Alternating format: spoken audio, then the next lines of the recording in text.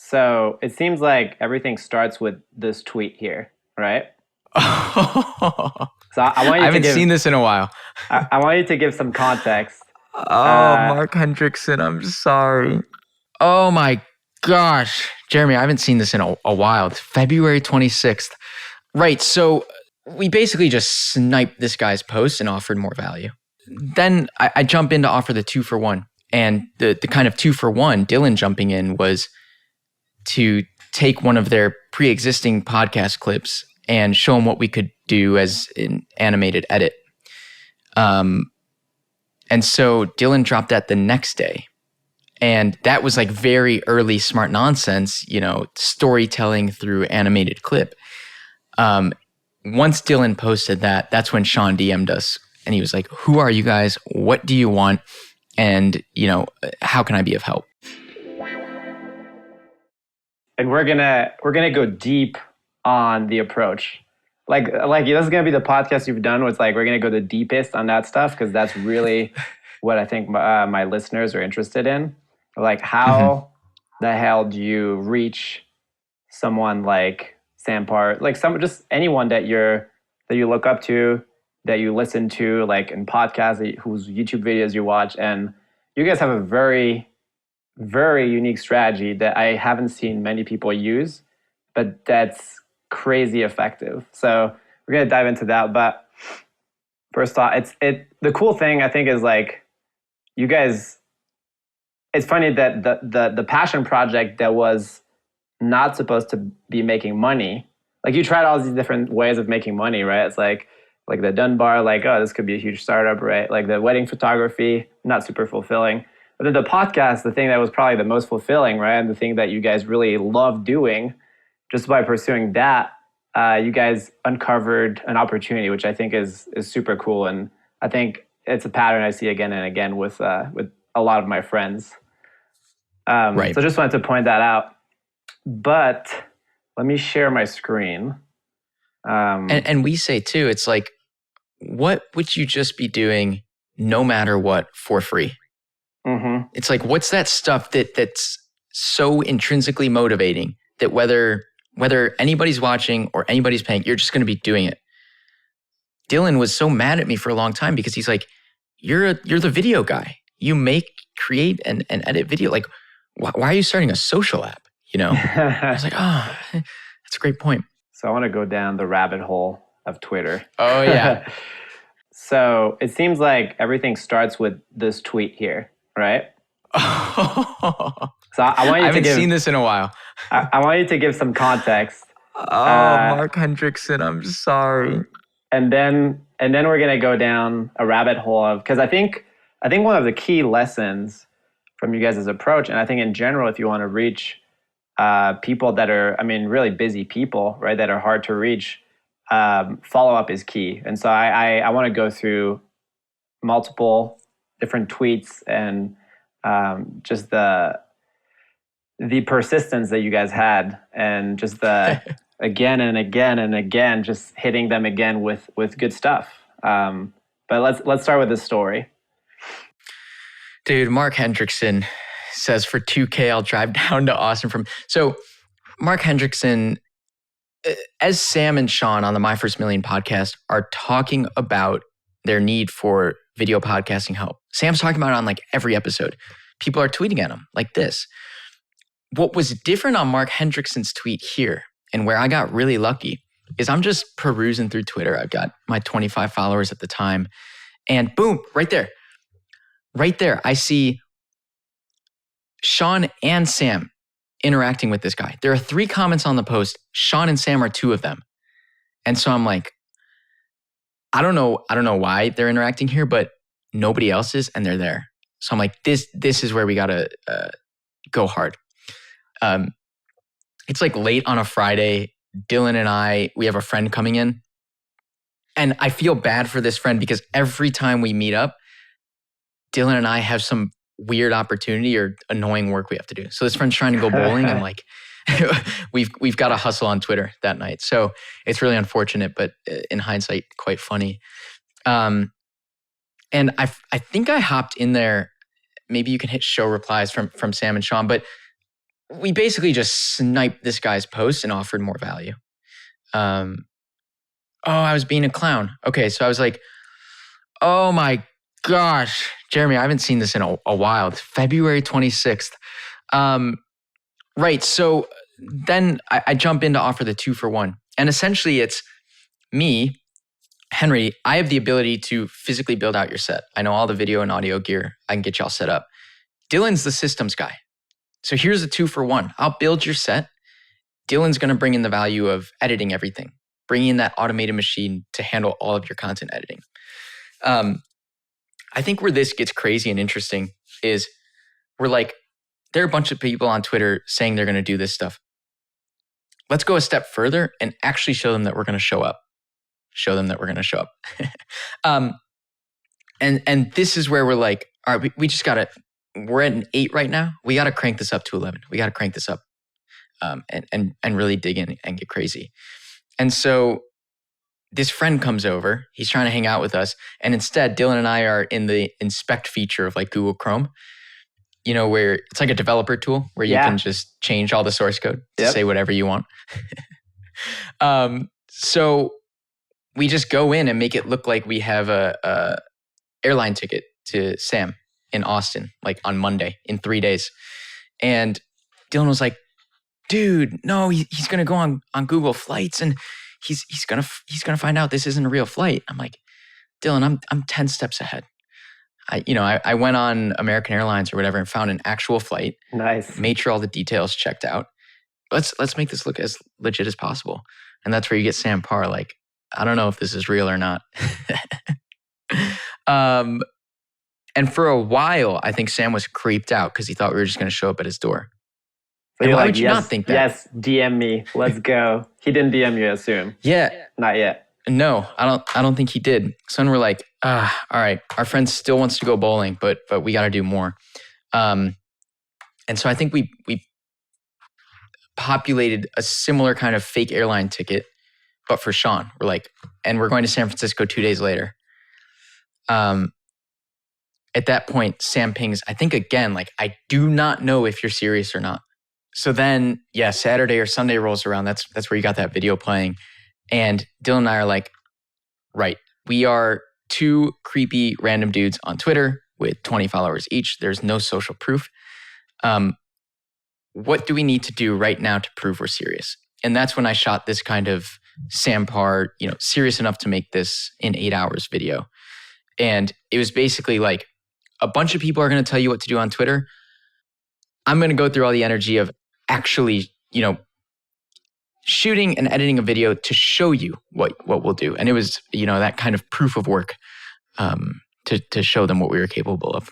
And I think what they ended up telling us later is like this intro that you're watching right now, that was really lucky in the sense that it's just me yelling at our roommates. I was sleeping on the floor in that apartment. And it came off as really genuine because our roommate David there called Sam like Sam Puri or Shaan Parr or something. And it was just like the perfect, nice little authentic intro to be like, all right, these guys are serious and they're real. So what was your thought process from like, you booked the flight? Are you like, how we need to figure out how to get their attention more? Like, obviously we caught their attention. They kind of like know we're the guys that bought a flight, but like now they're creeped out. Like, how do we, like, was the thought process like, how do we show them we're serious? Completely. And I think, so other than the intro of this video, I think what really sold it is there's a shot in that video showing my workshop 6 months ago. And then here, as I'm flipping off the lights and powering up the podcasting studio, you get a sense of what this place looked like 6 months ago, and what it looks like as a podcasting studio now. And because we can only connect the dots in hindsight, I think we were very lucky that I had that kind of proof of work. I was shooting content the whole time as a video diary, going all the way back to these systems Dylan created. He linked me up with my personal editor. We've got all this content, all this diary entry stuff. And so for me to be able to show Shaan and Sam, this is what this workshop looked like 6 months ago. This is the level of production we're doing today. Was A, serendipitous, B, a little bit lucky, but also C, just the product of working hard and documenting it. So when that opportunity came, that opportunity being Sam and Shaan and their podcast, we had all our ducks in a row to prove that we had done this for ourselves and we could do it for them. Yeah, I think this is another example of what we were talking before of like, you had been vlogging for a while just because I think you really enjoyed it, right? And during that time, you were developing your craft. And if you hadn't been like pursuing your kind of like your interest and creating all these vlogs up to now, you wouldn't have had the skills to put together like this little micro vlog in like a couple hours to be super responsive and like show them like, hey, this is actually what we can do. Exactly. Right. Had I not been shooting those vlogs for 6 months, I wouldn't have known how to go out and talk to the camera and be genuine, but also have a lot of energy, right? And be exciting and engaging. Had Dylan not introduced me to, first of all, had Dylan not read the 4-Hour Workweek, but then not introduced me to the systems he was building, you're right, I wouldn't have had the means to turn that video around in 8 hours. That was a video that before all of this transpired with Dylan and I would have spent an entire week editing.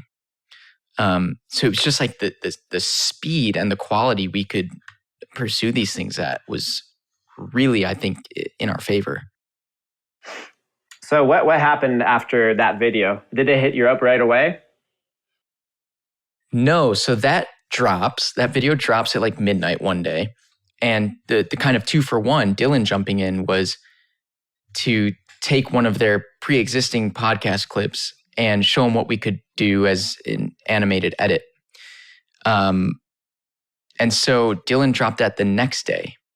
And that was like very early smart nonsense, storytelling through animated clip.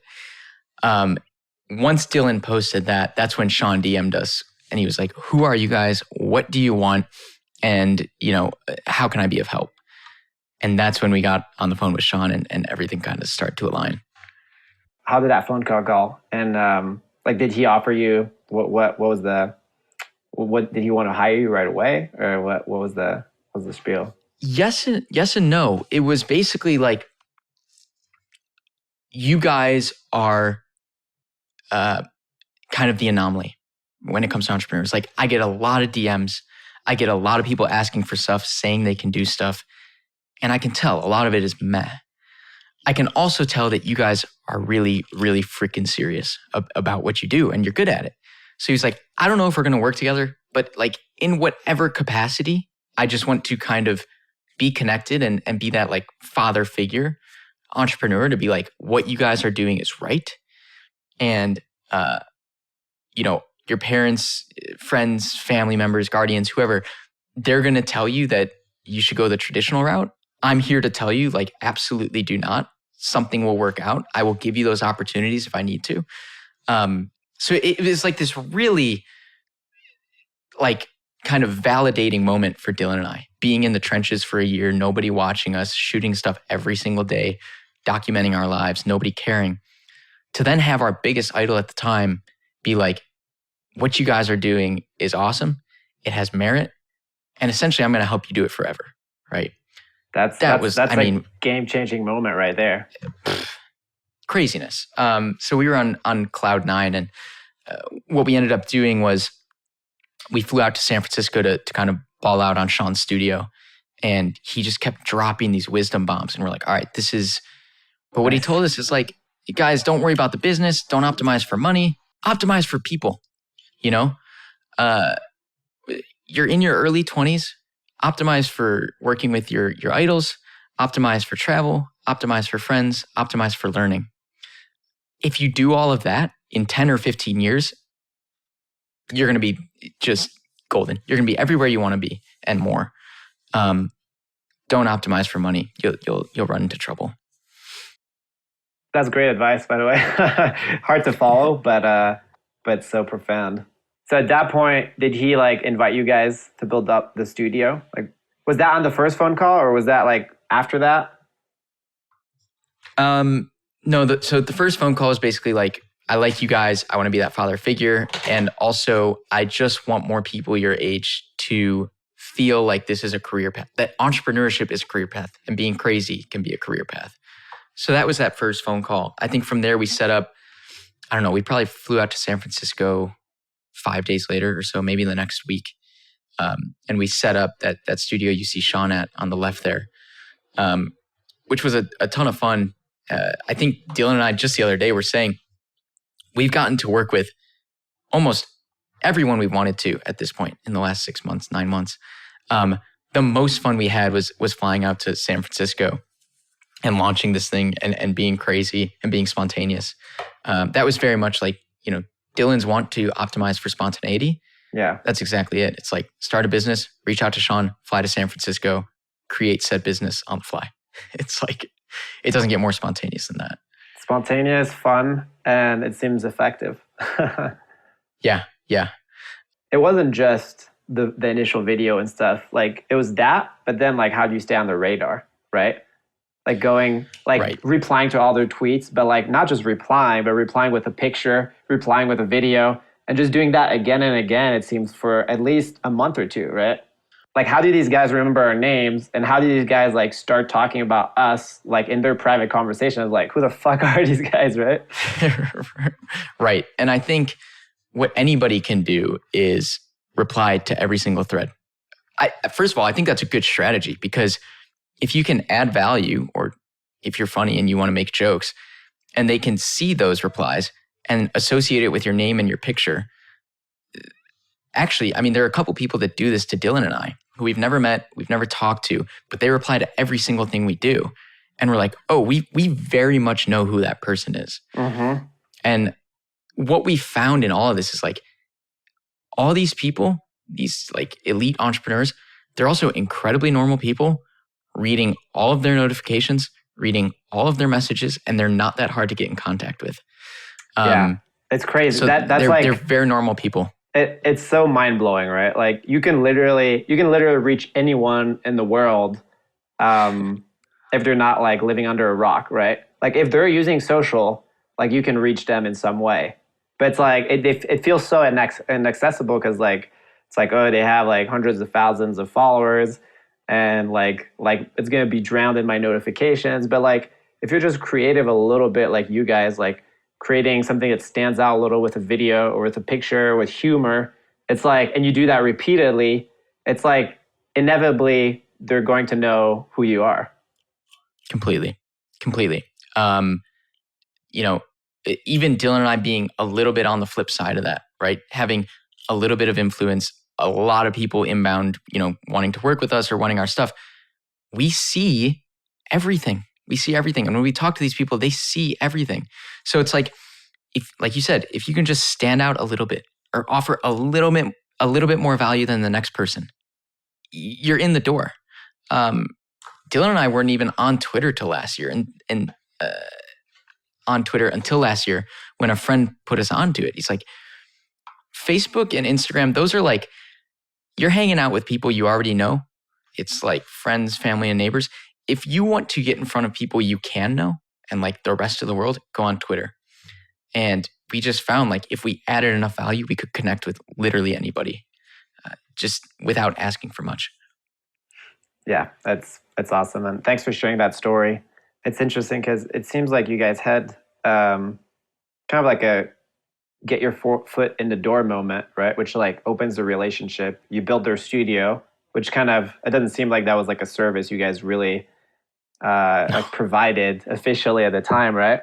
But that was the way of like, hey, like the first way to provide value, and then in the meanwhile, you guys were like pumping out these clips of like, hey, like you guys know we can do good shit. We set up your studio. Like we also make these clips, and like we've made a couple of these for free. Like this is what we can do. They're like better than anything else you can probably find out there. Almost like teasing them, right? I'm like, hey, like that's like exactly right. Dangling the clip, like, hey, check this out. That's exactly right. And then they came to you after that of like. Correct. I think too, it's like we built up so much goodwill. We did the first month of their content out of pocket. It cost Dylan and I something like 15, 20 grand. Dylan at the time, out of pocket. Again, I wasn't even working with him. And building out their studio costs us a lot out of pocket. You did that for free? I forget. No, I think we got reimbursed for all the gear and stuff, but we All bought the travel expenses and we probably bought $2,000 tickets to San Francisco, that were 2 days away. That we definitely didn't get reimbursed for. So we were out of pocket there. But it's like, again, it's like optimizing for the long term and for people, not the money. We're like, in some way or another, all of this goodwill will come back to us. Whether it's these guys or somebody else they refer us to, or another podcast or another business down the line. Let's just like create a lot of goodwill. Let's just give. And something in turn will come back to us.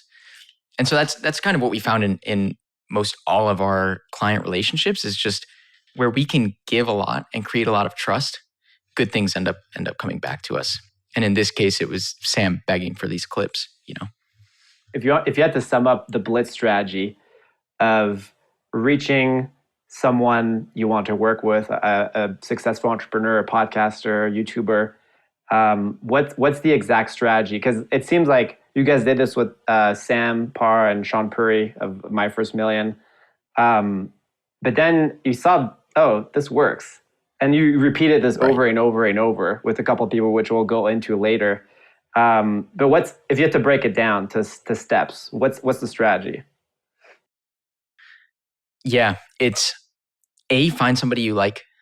And what that really means is find somebody who, going way back to this idea of doing something for free, find that person that, actually it's kind of funny, that person, when we're looking for that person, for us, it's very much like I think it was Warren Buffett, Ben Graham, right? So Warren Buffett was going to be a summer intern for Ben Graham. That might not even be his name.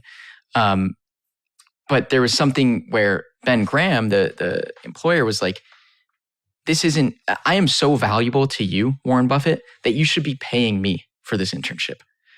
And Warren Buffett's like, yeah, completely, I agree. So it's very much like that. So Dylan and I are like, okay, who would we literally pay to be in the same room as? At the time it was Sam and Shaan. Then it became the all-in guys, Chamath, Jason Calcanis, David Sachs, David Friedberg. Again, that optimizing for people. So finding someone you love, someone you would pay to get in the room with, and going on just a deep dive rabbit hole on that person, figuring out everything they're doing. What do they need? What are their pain points? Where can you add value? Where can you inject value into their life? And then from there, it was just create that thing that would show them you are the person for the job, or the person who can add that value. It doesn't have to be a crazy guy on a vlog, on a video, it can be a ping to Jason Calcanis with a pitch deck for something you would do differently at his venture fund or whatever it is. I've got a friend, Afan, in India, who used this to get Sarah Dietschy's attention. And he's a video editor at heart, but what he knew Sarah Dietschy needed was a personal assistant, someone to schedule things, schedule her calendar, and organize her life. And so he applied to work with her through a video, yes, but as this kind of personal assistant. So to sum on that, it's find someone you love that you'd work for free. Better yet, you'd pay them to work for them. Figure out what their pain point is and show them how you can solve that problem. It's quite simple. And I feel like one part that's missing is like demonstrate you can do the work in a attention grabbing way. Because you mentioned you could just ping Jason Calcanis, but Jason is getting like hundreds of DMs every week. I know because I was managing Tom Bilyeu's inbox. I know what that looks like. Right. It's it's actually hard to get through to someone. But I think what you guys are doing different is how do they where is their attention, right? Their attention is probably not in their DMs. It's probably more so in their feed, right? Or in their notification of oh shit, someone tagged me with a video where it says I don't know, you have some crazy titles for the stuff you've done with the all-in guys, for example. Yeah, and I think to that end, Dylan and I very much took the approach of relish in the obscurity, right? So when nobody's watching us, nobody's paying attention, we're doing this stuff because it's fun. It's like relish in the obscurity. Take a chance, be a little bit crazy, try a bunch of stuff. Nobody's watching. I think a lot of people stop at that kind of the point that is fear of judgment. And we're like, if you just relish in the obscurity and you just dive through that fear of judgment, you can come out of it standing out. Oh man, these are good videos. Right? So I forgot about all these. I think these are just good examples of like, hey, if David Sachs is going through his notifications and he sees someone that tagged him and it's like a video that says David Sachs, my daddy, like that's going to catch his attention, Same with Chamath, like the world's sexiest, the world's sexiest social capitalist. That's going to catch your attention. That's well, and I'll say too, so even the Jason Calcanis one, it's not that raunchy. It's titled Jason Calcanis, I Want to Be You. You have to understand, like, humans are inherently selfish. These guys at the top of Silicon Valley are at the upper echelon of like caring about themselves, right? So, and I would too. The Jason Calcanis video is like, here's this young guy that in 4 minutes is literally saying every single reason he wants to be you. It's like, how do you not watch that? And yes, like you said, if it's engaging enough, if it's high enough quality, you can stand out and that will kind of warrant a response. That high enough quality thing came from doing it for 6 months, and just iterating and building the system behind the scenes. So serendipity in the sense that we had been doing it a long time. So who are you guys working with right now that you can talk about? Like big names that people would recognize. I think, so the all-in guys, they're interesting. Two people we're working with, big names that people would recognize, is the all-in guys and Naval. What's interesting about these guys is they're not paying us. This is like us just giving to the nth degree. So we coined the term squatter marketing, which is what we're doing with those guys. And it's essentially like, let's just treat them like they're a client and do all their stuff. Because if it's of good enough quality, they're going to share it. And if they share it, that's distribution for us. So we've broken our company into kind of two factions, and we call them the aircraft carrier. That's all of our clients, people that pay the bills. Very like regimented rules, scheduled landings. Like that's the aircraft carrier. Then we have the pirate ship, and those are the crazy guys. Like essentially what Dylan and I started this as. And the pirate ship does that kind of squatter marketing for All In, Naval, our podcast, which we haven't been doing clips for. We realize is silly. If we're the clip guys, we should probably be doing clips for ours. In terms of clients who we're working with, we've very much found ourselves in this kind of like tech Twitter VC area. Mm-hmm. What's funny is all these VCs are coming to us because they want to compete with each other's media arms. And so we're just kind of like stuck in the middle. None of their stuff ends up looking alike, but it's just kind of funny that we've become the means for these VCs to compete with one another. There's a few. We work with the C2 of HubSpot. We do his YouTube stuff. That's a lot of fun. And also a little bit outside of our core competency, right? Our core competency is like social media clips. For the social media clips, it's, the hustle, and then a couple crypto companies, a couple VCs. And then there's this cool, it hasn't come out yet, but we're doing some history videos for this YouTube channel that we can talk about when those come out. I love the term squatter marketing. It seems like, I don't know if anyone's done this before, but it's genius because you're leveraging the audiences of these podcasts that have millions of probably millions of downloads, right? And through the clip, they're sharing it through their social, and I mean, you guys' names have come up a good amount, both in their podcasts, both like for my First Million and the All In podcast, and so I'm curious now, just real quick, to go through the approach you use with the All In podcast, because it seems like it was similar, but just like want to go more into the specifics and how you guys ended up reaching them, like how long it took, how many clips it took, how did it go from hey, let's get the All In guys to Jason Calcanis, like DMing you, like, hey, like these clips are dope. Like, can you make more? This is funny because so a couple things happened. My first million, right? We were like, okay, the blitz strategy that works. We've seen it work. We now have a business. So we were like, next up, who are those kind of North Star clients that, again, we would pay to be in the room with? That was the All In podcast. It was a podcast Dylan and I loved.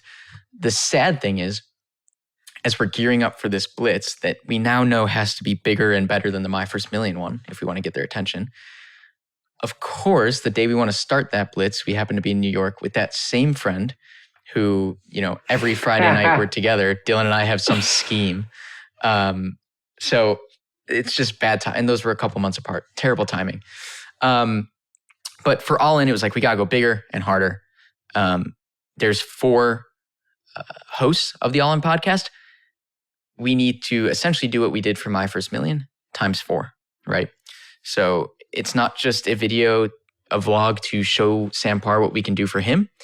It needs to be 4 videos for each of the hosts of the podcast, putting our value into their world, right? Into their reference frame. And like the videos you just showed, it was Jason Calcanis, I Want to Be You. David Sachs, You're My Daddy. Chamath, You're, an awesome social capitalist. And David Friedberg, like, I'm just like you because I'm a physicist and he's an astrophysicist. So it was like, just be loud and get their attention. On top of that, the kind of squatter marketing was, they record once a week. Let's just take a team internally, a team of our animators, and say, hey, we got a new client. It's the All In podcast. Now you do their clips. That's all it was.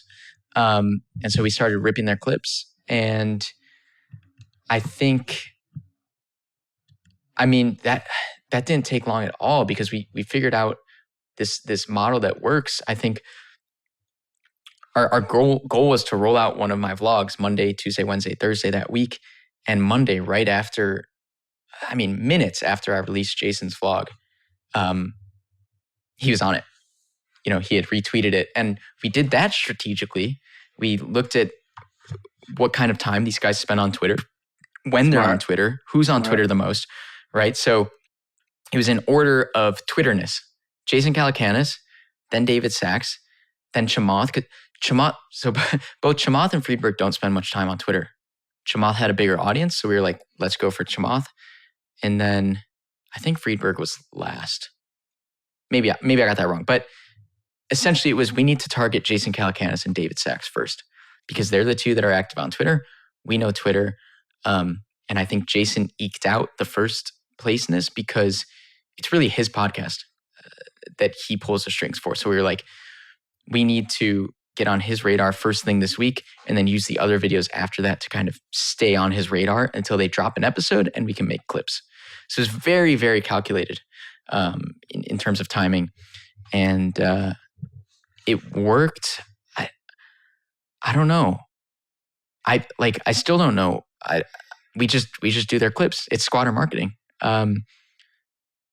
We've never asked them to pay us. I don't think we intend to.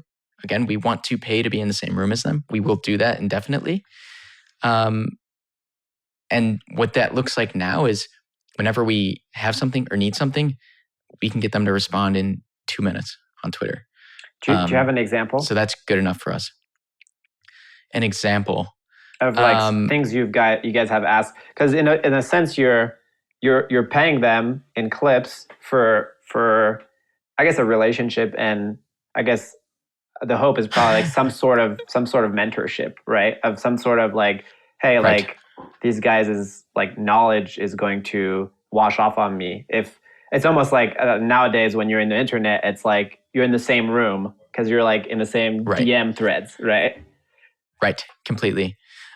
Two things come to mind. One, which we just started today, Dylan and I started a kind of mentor list, like you said, to put out shareholder letters bi-weekly to just kind of let people know what our big wins and big losses are, what we're focused on, help us like hone our focus and have some accountability. So all these guys are on that list. Great. They're invested in the process. Even if they're not, it's like we can get on their radar bi-weekly.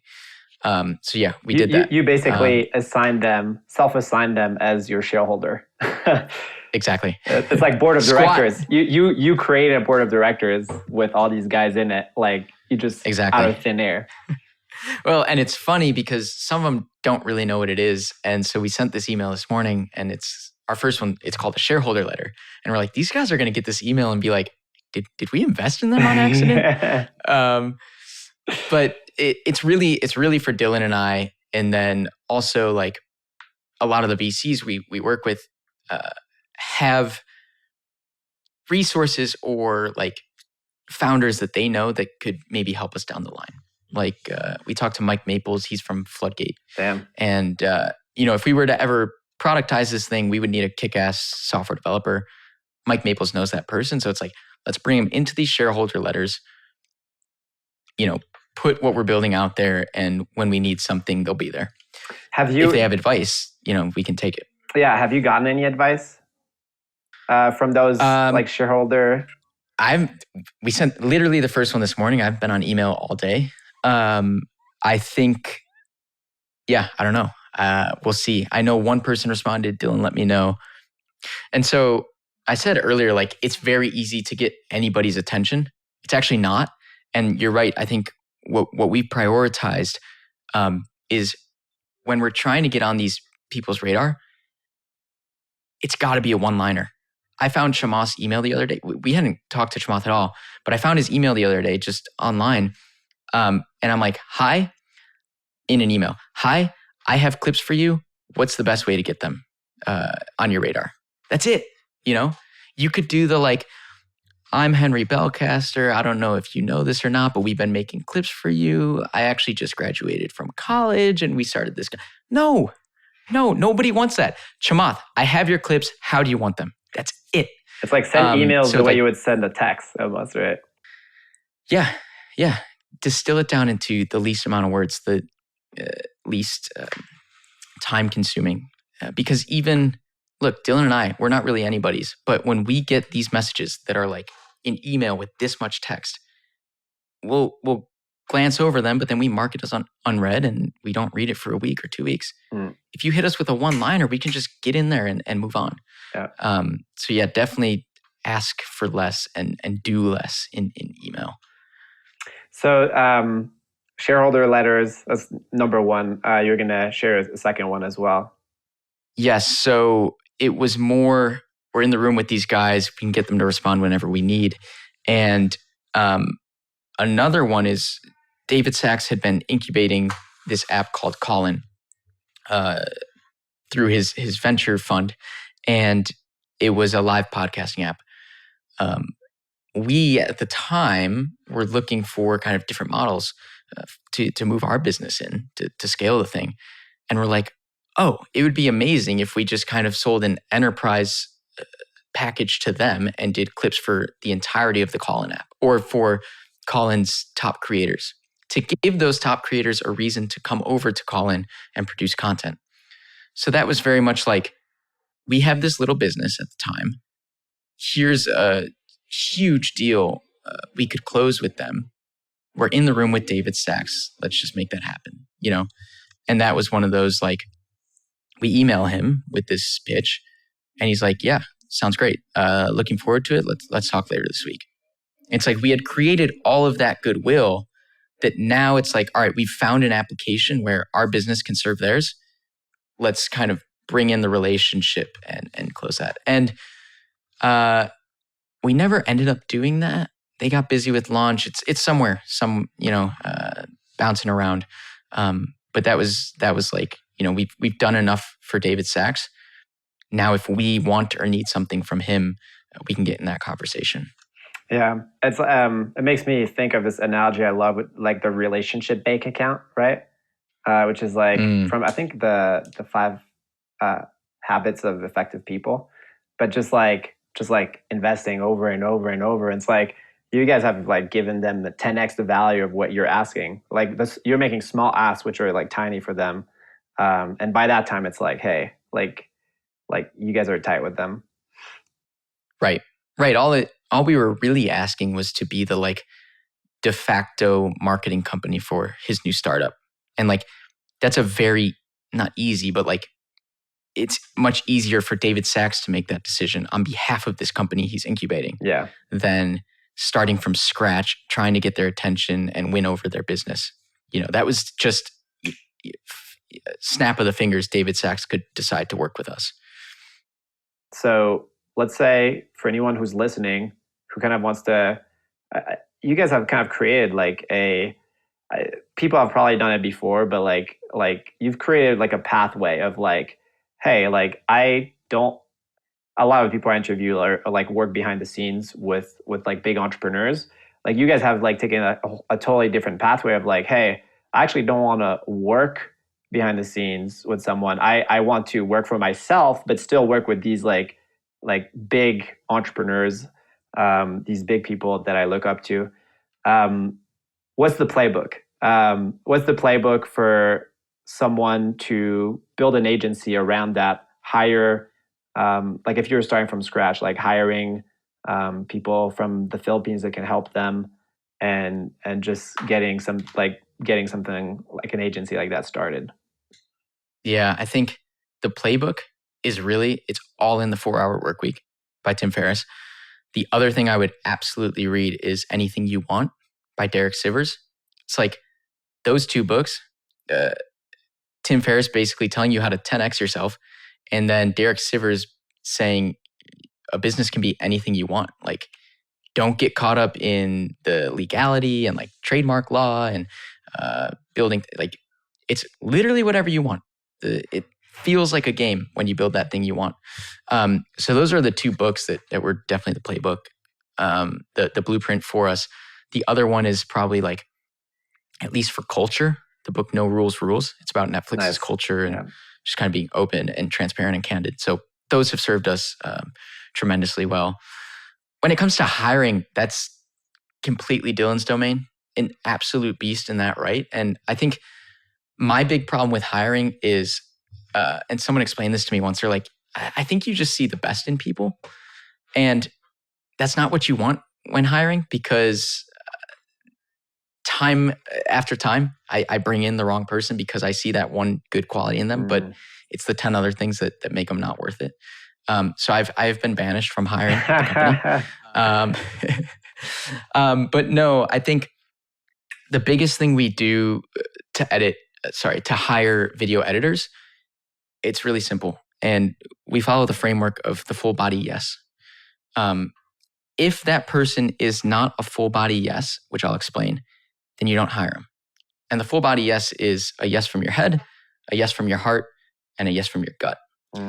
What we found is usually, almost always, especially when you're dealing with people, that first thing to go is the gut. So when we look at someone's portfolio, do we have that like, oh, that wow, that gut reaction that's like, that's it right there. Every single time we've optimized for that, they've been a great hire. If any one of those full body yes things are off, either your brain says no, your heart says no, or your gut says no, you get out of there immediately. So what we call that internally, and what we'll write a book on someday, is the wow metric. That's what we go off. When we look at this person's portfolio, do we say wow? Is there some audible or like gut feeling that they're a kick-ass creator? If it wowed us, it works. I love it. Are they impressive? Completely. And as far as specific sites, do you guys use do you use Upwork, or what are your favorite resources? Yeah, I personally hire a ton of people for one-off projects on Fiverr. Okay. Fiverr's awesome. Upwork's good. It kind of gets in the way because like Upwork sits in the middle and they take fees between you and the freelancer. So it's kind of annoying. Dylan uses a site called onlinejobs.ph. It's an entirely Filipino workforce, and they just allow you to make a job posting and then take people on full time. That's the other thing we found is like when a lot of people are trying to do this, the outsourcing stuff, they either look for a freelancer or someone part-time because they don't want to make the commitment to like full-timeness and will I have enough work for that employee to do? And what we found is like every time we've either hired part-time or freelancer, that person's scattered. They're working on different projects. They're doing things for different clients. It's like you have to bring someone on full-time if you really want it to work out and optimize for the long run. So we prioritize completely full-time Nice. Workforce. Nice, man. Well, thanks so much for your time, bro. Where should people follow you, find you online?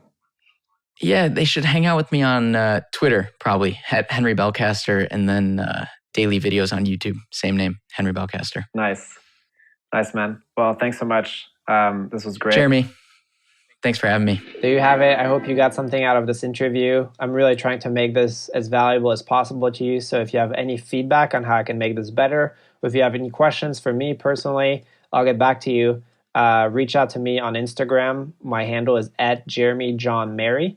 You can also comment if you're watching on YouTube. You can just comment below. All right. Thanks for listening and have an epic week.